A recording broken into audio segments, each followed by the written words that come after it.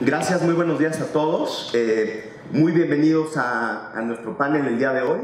El día de hoy vamos a tratar un tema interesante, me parece que crucial también con el momento que actualmente está viviendo la industria fintech, y nosotros que en la gran mayoría nos dedicamos a fondear proyectos de desarrollo inmobiliario, hemos también conocido las grandes bondades que tienen como complemento las plataformas fintech y los nuevos esquemas de comercialización que se pueden tener de acuerdo a las nuevas regulaciones.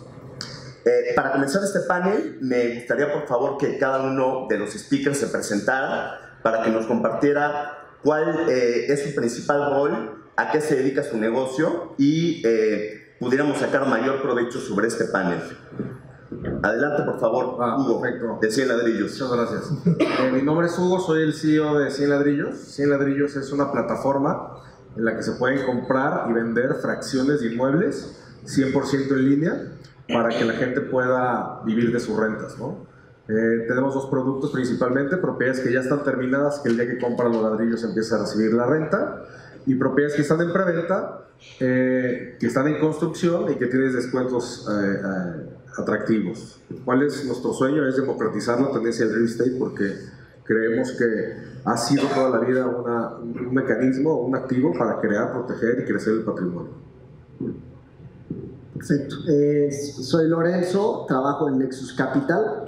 Es un fondo de capital privado que ha administrado recursos por $1.6 billion a lo largo de los 25 años que lleva desde que se fundó.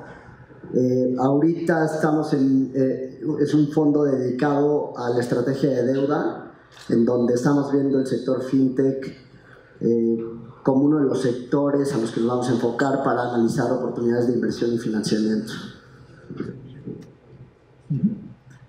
Hola, buenos días. Yo soy Hugo Stevens, socio de Aspire Capital. Aspire Capital es un fondo de inversión en bienes raíces. En ese sentido es un fondo muy tradicional, pero la contraparte es que usamos todas las herramientas de tecnología que tenemos disponibles, ya sea para evaluar un activo, para evaluar riesgos, para financiarlo, para etcétera. Entonces, si yo tuviera que describir mi sueño es usar la tecnología para mejorar el proceso de compra, construcción, financiamiento, todo lo que tiene que ver con real estate. Muchas gracias. Adelante, por favor. Pues antes que nada, una disculpa, apenas estoy llegando al tráfico. Soy Adolfo Zavala, para aquellos que no me conozcan. No se oye, sí se oye. Yo creo que no escucha. Adelante. Gracias. Una disculpa que estoy apenas integrándome. Mi nombre es Adolfo Zavala. Yo represento a Expansive, una plataforma de crowdfunding inmobiliario de deuda.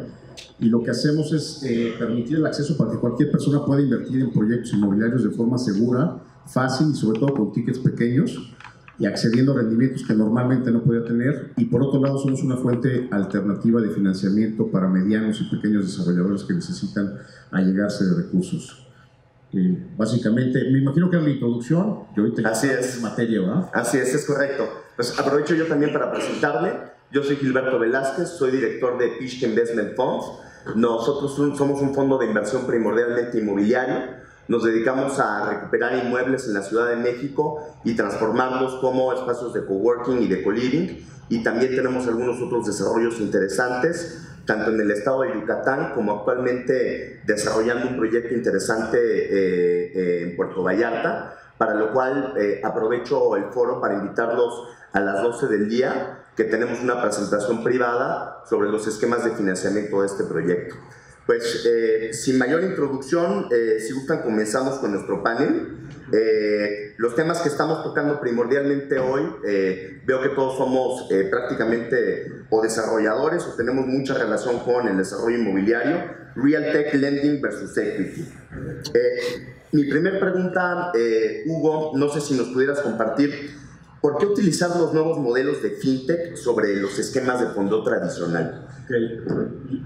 Te diría de dos vertientes, ¿no? Primero, del inversionista. El inversionista al que vamos a enfocar nosotros como plataformas de fondeo colectivo, pues es un inversionista que no tenía acceso o que no tiene acceso con tecnología a tickets más pequeños, ¿no? El mundo del real estate se debate o se lo pelean con tickets arriba de 2 o 3 millones de pesos. Entonces, plataformas de tecnología dan posibilidad de que la gente pueda invertir de 5,000, 10,000, 20,000 pesos en proyectos inmobiliarios de gran valor. Ese es por el lado del inversionista es pues, el acceso antes no era posible. En el tema del solicitante o del desarrollador inmobiliario, se le abre una posibilidad más, ¿no? Tiene banca tradicional, tiene socios tradicionales, tiene ahora una plataforma de financiamiento digital que invita a que el público general le apueste y le preste una tasa.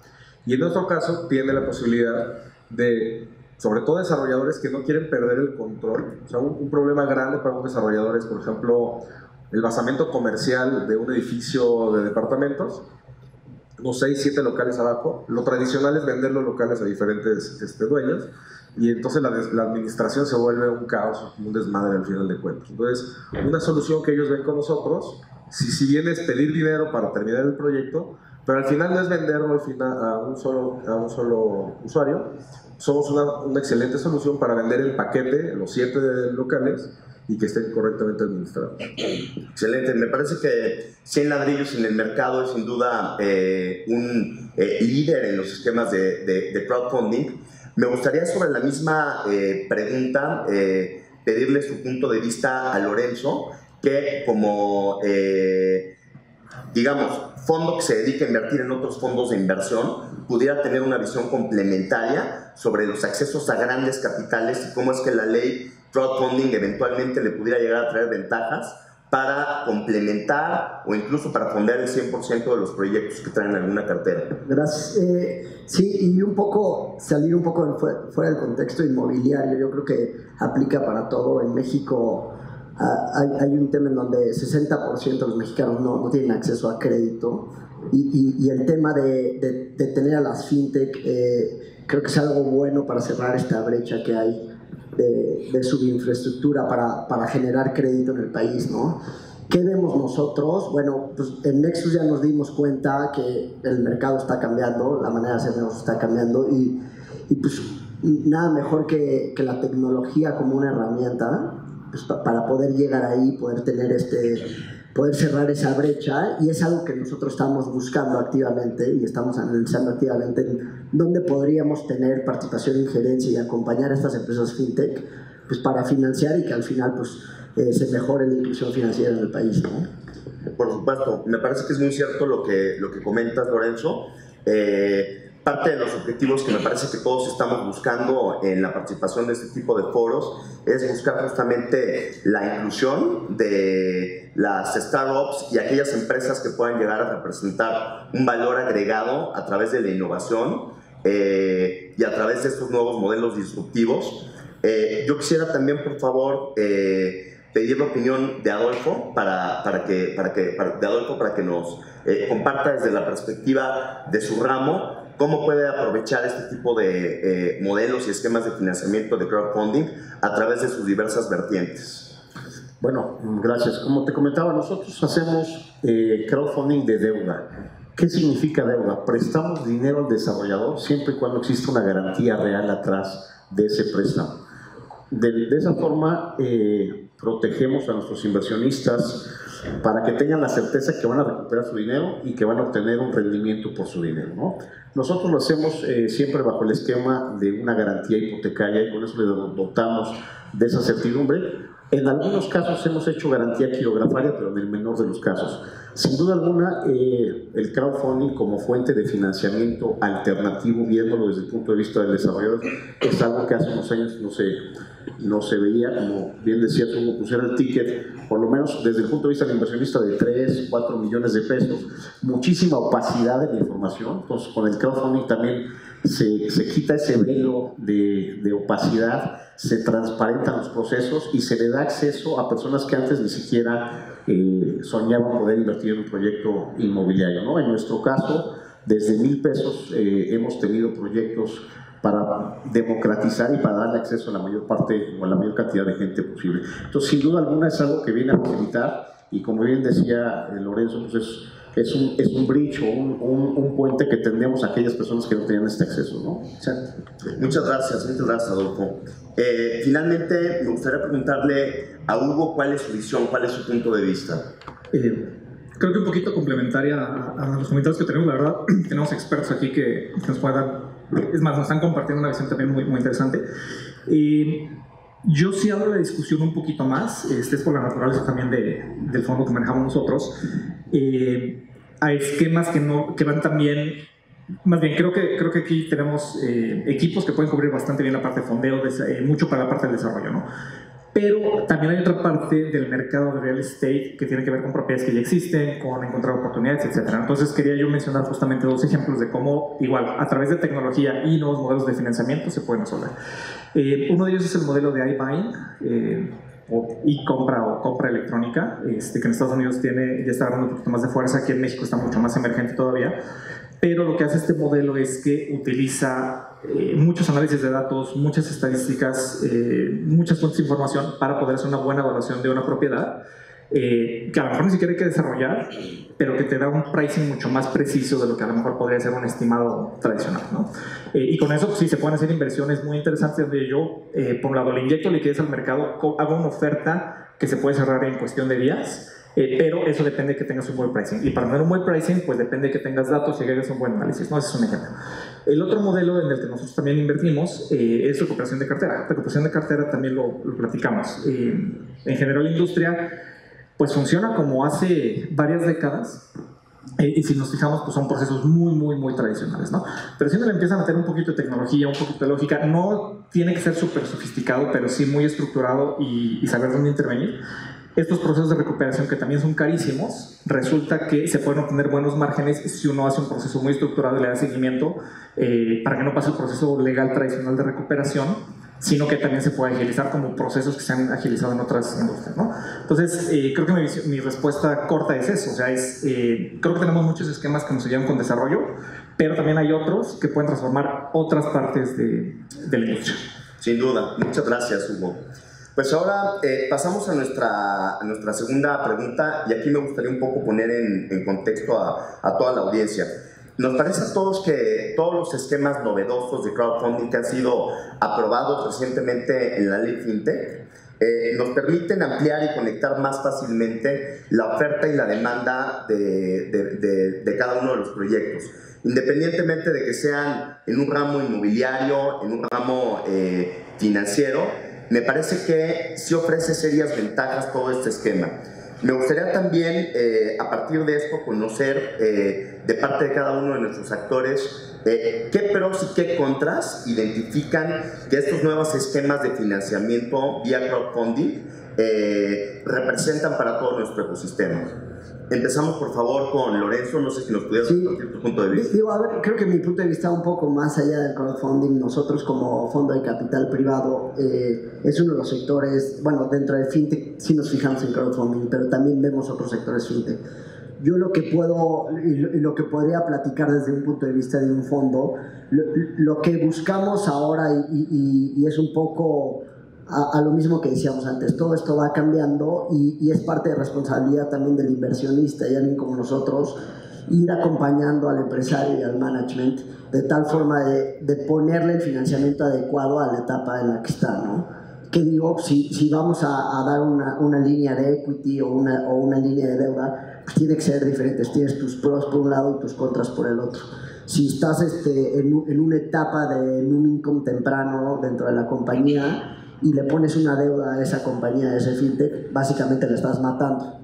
Pero si lo acompañas con una inversión de capital o le pones un instrumento híbrido en donde le des una gracia para que puedan crecer, es donde puedes encontrar un buen negocio tanto pues, para la fintech como para el inversionista, ¿no? Entonces sí lo tienes que ir acompañando. Yo creo que un pro del equity es ese capital de riesgo que el inversionista va al lado del management.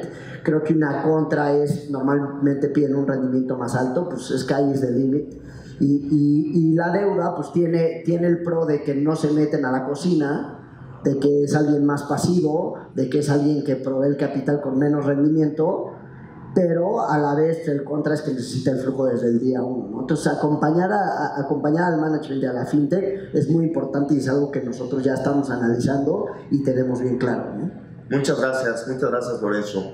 Ahora me gustaría preguntarle a Hugo de 100 ladrillos, desde su punto de vista, ¿cómo pudiera combinar en su modelo de negocio particular un esquema de deuda con equity que pudiera llegar a ser funcional para atender no solamente los requerimientos de sus proyectos, sino también poder atender y lograr regresarle al inversionista que le está confiando su dinero una tasa aceptable con un riesgo acotado. Va. Yo creo que la pregunta así tan básica como pros y contras, yo creo que va una antes, ¿no? ¿Qué opciones tienes como desarrollador para fondear tu proyecto? ¿Y cuál es el final de la película? ¿Quieres vender? ¿Quieres quedarte con una parte? ¿Tienes acceso a líneas de crédito bancarias? ¿Tienes capital propio? O sea, yo creo que la pregunta es, para analizar pros y contras, primero tus posibilidades, ¿no? Yo creo que tener diferentes líneas y escalones para solucionar tu proyecto siempre benefician, ¿no? Entonces, ¿cómo nos pudiéramos integrar? Yo te diría que a lo mejor mi tocayo Hugo pudiera, en un proyecto dado, comprar un inmueble, remodelarlo, darle otra vocación y después decidir él qué quiere hacer con eso, ¿no? ¿Quiere pedir una deuda, pedir un crédito para salir de ahí, o quiere vender el inmueble y quiere quedarse con él? ¿O quiere ir a una institución de fondeo colectivo de deuda y pedir crédito a los inversionistas y darles un rendimiento? ¿O venir con 100 ladrillos y vender participaciones, ¿no? Entonces, pudiera ser que el dueño del inmueble, que todavía no tiene vocación para hacer co-living, pues no tiene opciones y no tiene $1 millón para acondicionarlo. Su salida real es o pedir una deuda a un banco, que es probable que no se la dé, o venderle el edificio a Hugo. Cuando Hugo lo remodele y lo haga, poder venderlo a través al público en general, a través de 100 ladrillos, y luego Lorenzo pudiera financiar una fintech para que esa fintech le pueda dar créditos a la gente que tiene ladrillos, para que de la inversión que ya hizo pueda tener una garantía, ¿no? Lorenzo, no sé si lo voy a decir bien, pero es como una banca de segundo piso, ¿no? Tiene demasiado capital para poder inyectar a modelos interesantes como el de Expansive, por ejemplo, pero no tiene la capacidad ni el interés de ir a atender al público retail, ¿no? Entonces, son como los diferentes escalones y son las diferentes etapas en las que cualquier proyecto pudiera funcionar. Entonces, pues no es que seamos excluyentes ni pros ni contras, más bien tienes que entender qué es tu necesidad y cuáles son tus opciones, y sobre eso ya analizar los pros y contras. Perfecto, Hugo. Me parece que Hugo nos está dando una respuesta sumamente completa, y si me permiten, para ponerle en contexto, me parece que estos esquemas innovadores permiten complementar de manera muy adecuada a todo el modelo de negocio y a cada una de las etapas de cualquier proyecto y prácticamente de cualquier naturaleza, ¿no? Muy al inicio se requiere levantar dinero. Este dinero, en función del apetito de riesgo, puede ser deuda, puede ser capital, ¿no? Con los pros y contras que ya nos estuvo ahora comentando también Lorenzo. Posteriormente se desarrolla este proyecto y al final del día, aprovechando también un esquema que no hemos comentado el día de hoy y que, aunque no sea objeto de la conversación de este momento, me gustaría compartir, que es poder también colocar algunos activos tokenizados, ¿no? Que es un esquema como muy innovador, muy interesante, y que además de todo me parece que con base en el modelo de negocio que tiene 100 ladrillos, es necesariamente el siguiente paso a nivel de evolución, ¿no? Pues no sé, Adolfo, si nos pudieras compartir tu punto de vista. Gracias. Mira, creo que hay que verlo desde dos vertientes, desde el punto de vista del desarrollador y desde el punto de vista del inversionista. En mi experiencia, el desarrollador, mientras más experiencia tiene en el desarrollo inmobiliario, prefiere allegarse de deuda. ¿Por qué? Porque si ejecuta bien y sabe hacer bien sus procesos, dice, ¿por qué voy a compartir y invitar a la mesa a alguien y darles 30 o 40% que normalmente pudieran tener en un proyecto bien ejecutado? Entonces, un desarrollador que tiene buena experiencia normalmente pide deuda. Aquel desarrollador que es incipiente y que empieza, prefiere equity, prefiere repartir el riesgo. Y no está en blanco y negro, ¿no? Depende, como bien decía Hugo, pues el proceso en el que esté, en la etapa en la que esté del desarrollo. Pero a grandes rasgos es lo que hemos visto. Desde el punto de vista del inversionista, yo ahí te diría, pues depende de tu perfil de riesgo. Si quieres participar en un proyecto de deuda donde tienes cierto interés topado pero sabes que está garantizado o que tiene mucho menor probabilidad de impago, o quieres compartir el riesgo e irte a un proyecto de equity donde tú puedes llegar de tasas posiblemente del 20-25%, pero también tienes mayor riesgo y posiblemente el exit no lo tengas tan claro, ¿no? Si es un proyecto patrimonial como en el caso de 100 ladrillos, donde tú te quedas con un pedazo de esa propiedad y estés cobrando rentas, o quieras tener un exit claro y definido y digas, oye, en 18 meses, 2 años, yo necesito recuperar mis recursos, ¿no? Entonces ahí depende mucho y hay que verlo desde esas dos perspectivas. También como riesgos y oportunidades que veo yo, oportunidades pues ya las dijimos muy claramente, le damos acceso a que muchísima gente pueda invertir en proyectos y en posibilidades que antes no tenía, independientemente que sean inmobiliarios, ¿no? Puede ser un proyecto de una inversión en una startup, etcétera. Riesgos, hay que tener mucho cuidado con quién se mete uno, ¿no? O sea, checar efectivamente que esa plataforma pues tenga las acreditaciones, está haciendo las cosas bien, porque hay plataformas que no nomás porque estén en internet pues sean buenas, ¿no? O sea, hay que hacer bien su análisis como inversionista y realmente ver con quién se mete, ¿verdad? Sí, sin duda. Muchas gracias. Ahora, a mí me gustaría, si me lo permiten, también complementar lo que has venido comentando ahora sobre el equity, Adolfo. Me parece que también es muy importante conocer en qué fase se está invirtiendo y también entender, sobre todo en el mercado inmobiliario, que no es lo mismo invertir en una fase temprana, que debe de tener un alto nivel de rendimiento y que el riesgo que desde luego la persona está asumiendo es mayor, a que conforme empieza a avanzar la curva de ejecución del proyecto, vamos disminuyendo necesariamente el riesgo del proyecto y por lo tanto la tasa forzosamente se tiene que ir ajustando a la baja. En Pixka justamente nosotros lo que hemos tratado es desarrollar un modelo móvil que nos permita, en función del nivel de madurez que tiene el proyecto, levantar capital con una tasa móvil de equity que nos permita obtener una rentabilidad adecuada al nivel de riesgo que el inversionista está aceptando, ¿no? No sé, Hugo, si nos pudieras comentar tu punto de vista también sobre esos temas. Claro, yo creo que mi respuesta es primero resumir y de ahí complementar un poquito. Creo que como resumen mi respuesta, por supuesto, creo que es muy parecida. Va a depender el equity versus un préstamo del riesgo. Entonces, mientras más predecible es un proyecto, estoy simplificando un poquito, pero mientras más predecible, pues claro que puedo usar deuda porque sé que si ejecuto bien, si tengo los tiempos más claros, si hay más visibilidad, pues claro que conviene más deuda, ¿no? Pero precisamente en el momento en que empieza a tener más riesgo, pues claro que pues es un equity, es un riesgo compartido, ¿no? Y eso creo que es igual, resumiendo, ¿no? Pero, por supuesto, tiene también que ver con el mercado. O sea, el mercado también va a decir, oye, pues a lo mejor para un proyecto idealmente resulta que a lo mejor es deuda. Pero en México, por todas las condiciones que tenemos, pues resulta que a lo mejor la gente acaba usando equity y creo que es por lo que estamos teniendo esta discusión, ¿no?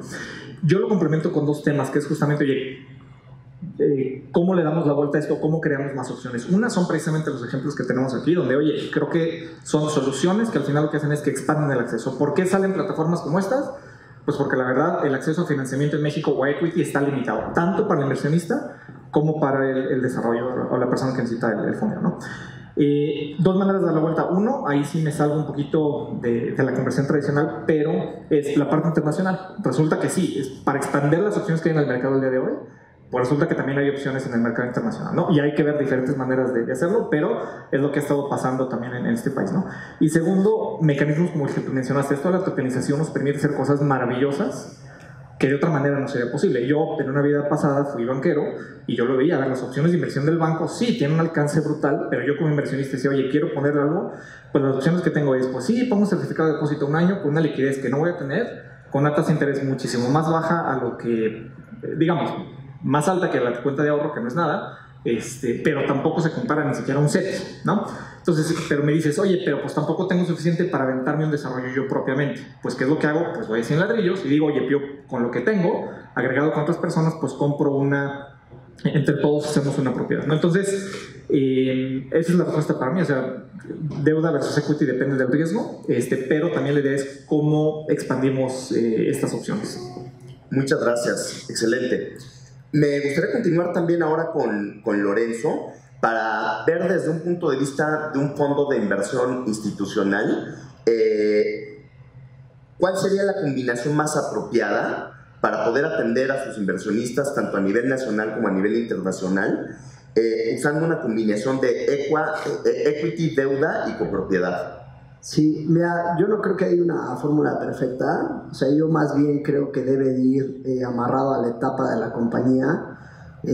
Obviamente, justo lo que platicábamos antes, si es una etapa temprana y es una etapa en donde todavía tienes income negativo y todavía no llegas a break-even, sin duda ahí es cuando necesita un seed capital, un venture capital. Y un poco en esto que estamos viendo en México ahorita, estamos viendo que oportunidades, sobre todo fintech, están empezando a llegar a este break-even y es cuando empiezan a hacer sentidos para capital privado, en donde el ticket es mayor, el rendimiento que se pide o esperado a comparación contra venture capital es menor y hace que pueda tener esta compañía de escalabilidad, ¿no? ¿Qué pasa un poco? Y no solo hablo de fintech, creo que es bien importante hablar de todo lo que trae la tecnología y que las empresas se empiezan a convertir como data-driven company. Y tener todo eso te da esta escalabilidad y es donde, llegando a break-even, empiezas a entrar en el sweet spot de un fondo de capital privado, en donde ya están dispuestos a meter un ticket más grande, en donde si bien no tienen el rendimiento esperado de un venture, y te pueden apoyar a escalar y a hacer más grande y pues con más rendimiento. Sin duda, Lorenzo. Me parece que lo que acabas de comentar, además de todo, es clave en el ecosistema, ¿no? Es muy importante que todos tengamos una idea homologada de cuáles son las fases de desarrollo de una fintech y de una empresa que se va a dedicar a temas de crowdfunding, ¿no? Sin duda, dependerá a nivel institucional del apetito de riesgo que tenga el fondo de inversión institucional o privado, si entra en una fase temprana, que tradicionalmente se denomina como seed capital, o si entra en una fase posterior, en donde cuando la plataforma toma un nivel importante de tracción, permite ya invertir con un nivel de riesgo mucho más acotado y poder llevar a cabo diferentes desarrollos teniendo esquemas compartidos de equity o de deuda, ¿no? Me gustaría que también nos pudiera brindar su punto de vista, por favor, 100 ladrillos. Del esquema de cuál es mejor. Exactamente. ¿Verdad? Yo creo que la mezcla, tú la decides. Dicen que no hay dinero más caro que el que no se tiene, y también dicen que el dinero más caro es el capital. Entonces, cuando alguien busca opciones, pues tiene que decidir si quiere riesgo, si no quiere riesgo, si tiene acceso a crédito, si no tiene acceso a crédito, y si tiene todas las opciones, pues ponderar cuánto capital, cuánta deuda. O sea, yo creo que, como dice Lorenzo, no hay respuesta perfecta. Probablemente hay una situación personal en la que está viviendo un desarrollador o un empresario, pero más acercado a lo que él quiere y define perfecto, ¿no? O sea, no es uno u otro. Claro, sin duda. Hugo, ¿nos podrías dar tu punto de vista, por favor? Sí, retomando un poquito mi respuesta anterior, resumiendo mientras más predecible riesgo, deuda, mientras menos predecible equity. Ahora, la pregunta del millón, por supuesto, es una, acceso, qué opciones tengo, pero otra es también cómo determinamos ese riesgo, ¿no? Y claro. Creo que por eso complementaría esta parte de decir, oye, ¿quién define el riesgo? Como el riesgo, como lo define un banco, la verdad es muy limitado, tiene parámetros muy estrictos, donde a lo mejor es un proyecto que tiene literalmente poco riesgo, nada más que el banco no lo ve. ¿Por qué? Porque no cumple con las políticas, con su modelo de riesgos o lo que ya hayan definido previamente, ¿no? Entonces, por eso yo contestaría, nosotros usamos los dos tipos. Normalmente el riesgo, si podemos hacer un buen assessment, pues nos vamos con deuda, ¿no? Pero si tratamos de llegar más allá de lo que hace un banco tradicional. Si de plano no hay manera, pues a veces nos vamos con equity. Fue como la manera resumida, pero de decirlo, como lo hacemos en la práctica. Súper bien, muchas gracias.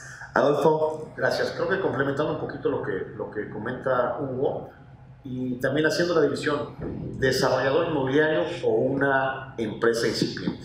O sea, son dos cosas diferentes. Si es una empresa incipiente, una startup, evidentemente, pues difícilmente alguien le va a prestar como deuda porque no puede garantizar muy posiblemente el repago de esa deuda, ¿no? Entonces va a llegarse de inversionistas ángeles, de capital semilla, que tiene una alta volatilidad y un alto componente de riesgo.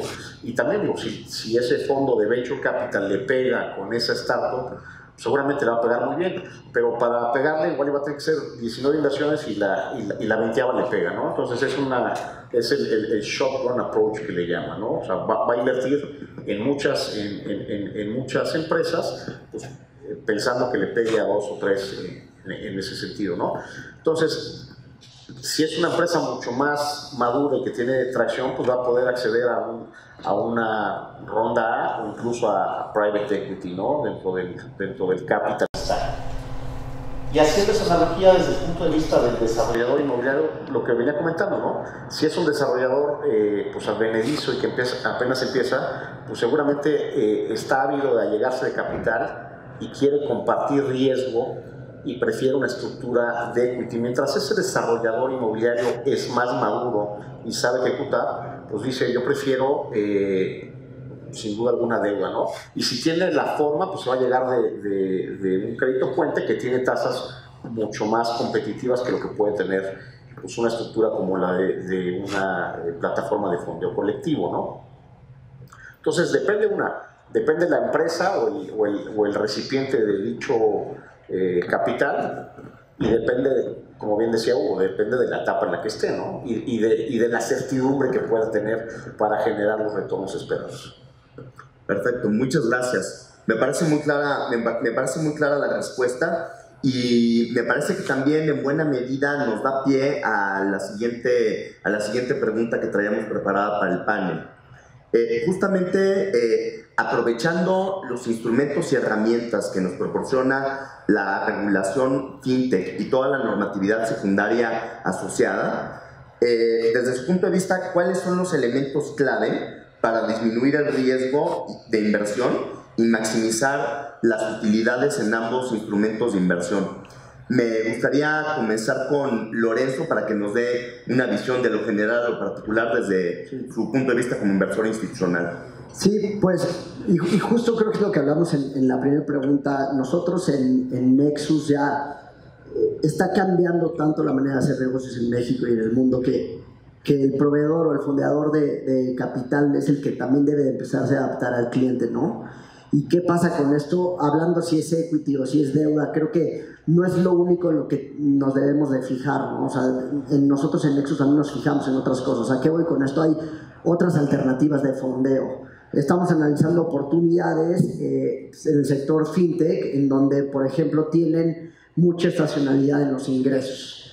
Y esa estacionalidad viene mucho hacia finales del año. Pues poder generar un producto de deuda o un híbrido entre deuda y capital que lleve los flujos y cuando más pague esa amortización sea a finales del año, le permite tener más capital de trabajo a la compañía para seguir creciendo, para seguir invirtiendo en su tecnología y pues en el core del negocio, ¿no? Entonces, es adaptarte en los cash flows o hacer instrumentos híbridos o inclusive partir del rendimiento en donde proveerle una deuda con una tasa baja en los primeros años y después subirle esa tasa de tal manera que estás materializando un poco el upside de la compañía y estás compartiendo un poco de riesgo, lo hace muy interesante. Eso es lo que estamos haciendo en Nexus Capital, es algo que ya nos dimos cuenta y es algo que estamos buscando dentro de una fintech, ¿no? Volvernos sus aliados como proveedores de capital y ayudarles al crecimiento. Muchas gracias. Excelente respuesta. Me gustaría ahora que desde un punto de vista de desarrollador, Hugo de 100 Ladrillos nos pudiera comentar justamente cómo lograr un equilibrio entre estos factores. A ver, un poco hilando la pregunta de riesgo fintech y cómo minimizar este riesgo. Como inversionista y como desarrollador, yo creo que lo primero es acercarte a instituciones que hoy estén reguladas, ¿no? O que estén en vías de regulación. Si bien nosotros empezamos antes de que la regulación existiera, en una asociación que se llama FICO, nos autorregulamos para seguir unas prácticas, ¿no? Tenemos que ser conscientes, aunque para todos yo creo que fue doloroso y pesado. Teníamos una licencia, un símil como si fuera un banco, un mini banco, ¿no? En mi otra vida también operaba una SOFOM y nos quejamos cuando empezó la regulación. Yo te puedo decir que es el 5% de lo que nos piden ahora como instituciones de tecnología financiera y a lo mejor como el 80% de lo de un banco, ¿no? Está muy pesado. Pero platicando con el otro dices, es que estás tratando con recursos del público en general y tengo que proteger eso, ¿no? No estás haciendo una startup de citas, ¿no? Estás tocando dinero del público en general. Entonces, Para tanto inversionistas como desarrolladores o solicitantes, creo que lo primero es acercarse a instituciones que estén en vías de obtener su autorización por la autoridad. La segunda, en el tema de diversificación y riesgo, también tienen que hacer su chamba los inversionistas y elegir las plataformas, pero también elegir los proyectos.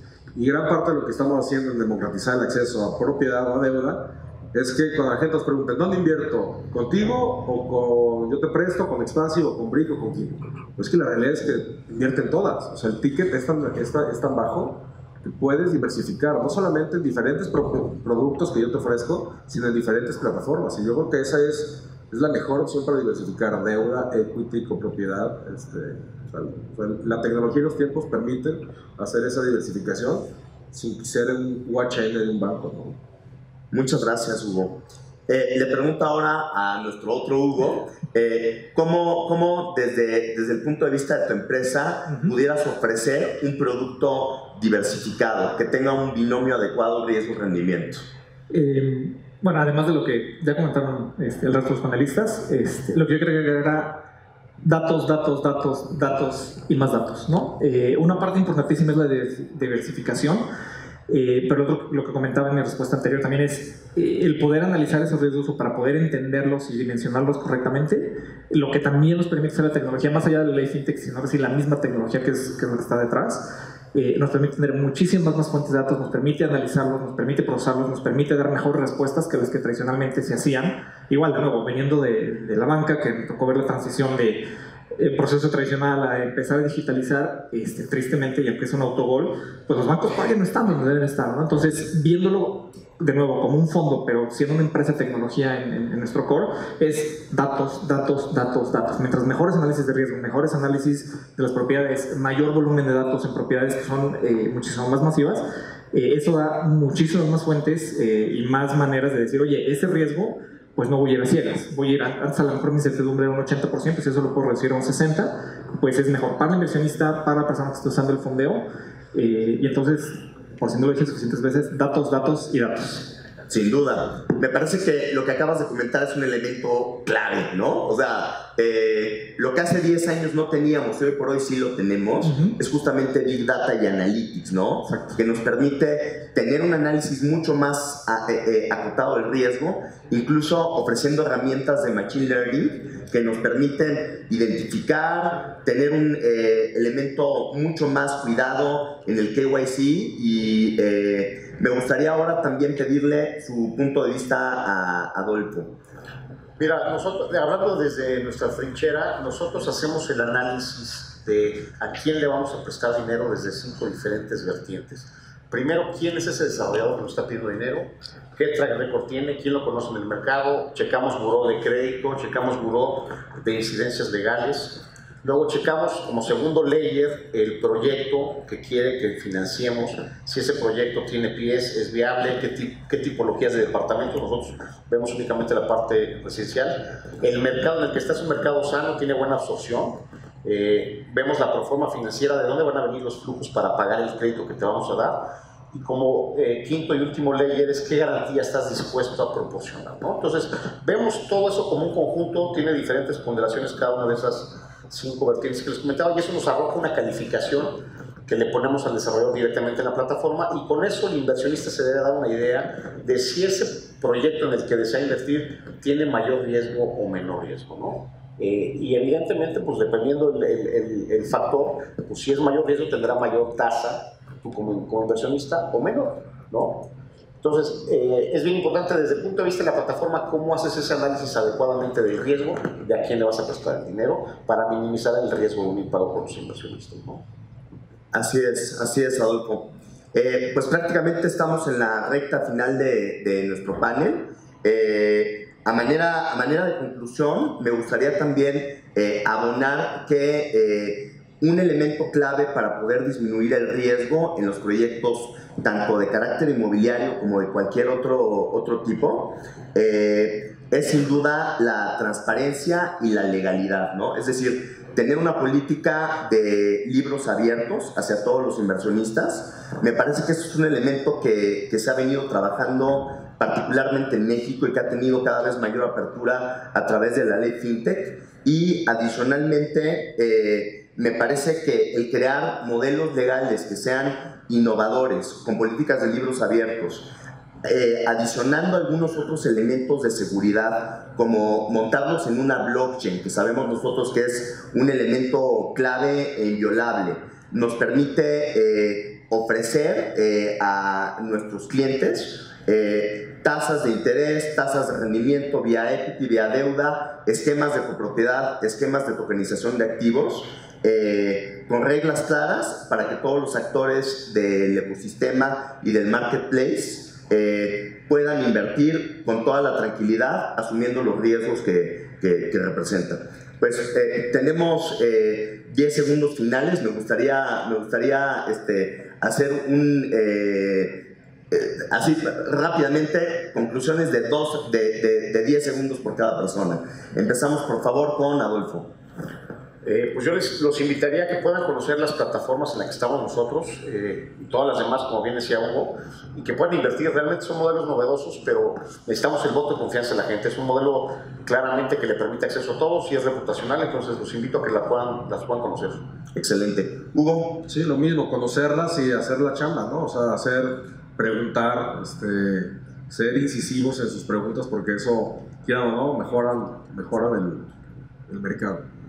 Yo los invito a el que tenga una fintech probada con este business plan probado, que se acerquen a estos proveedores de capital, como somos los fondos de capital privado. Estamos abiertos a platicar con todos ustedes y analizar para pues, cualquier necesidad que tengan de fondeo. Mi mensaje es, no solo se vienen cosas muy interesantes, ya están pasando cosas muy interesantes. Véanlas por favor, hay mejores rendimientos, hay mejores opciones, hay para todo el mundo. La tecnología, estos cambios en la ley, estas nuevas plataformas, los mismos fondos están haciendo cosas nuevas, entonces aprovechenlas. Ese es el mensaje. Pues a mí no me resta más que agradecerles su tiempo y la oportunidad de escucharnos. Me parece que tuvimos un panel de lujo con panelistas verdaderamente de primer nivel y les pido un aplauso para cada una de sus aportaciones. Gracias también a ti, mi querido Gilberto Velázquez. De verdad que es muy interesante el tema. Hay que preguntar antes de